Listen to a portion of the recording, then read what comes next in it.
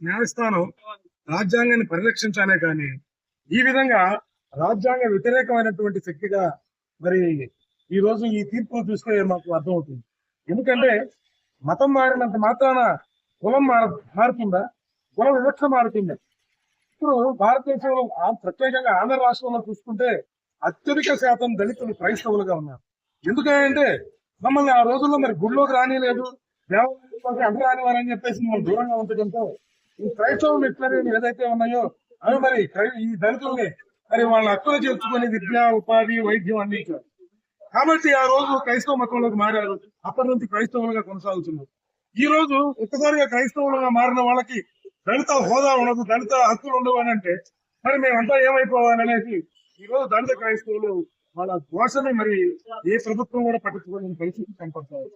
కాబట్టి మేము ఒకటే చెప్తున్నాం, అత్యున్నత న్యాయస్థానం మరలా పునఃపరిశీలించాలా ఈ తీర్పుని. అదే విధంగా దళిత క్రైస్తవులందరినీ కూడా ఎస్సీ హోదా కల్పించాలని ఈ సందర్భంగా కోరుకుంటున్నాం. జై భీమ్.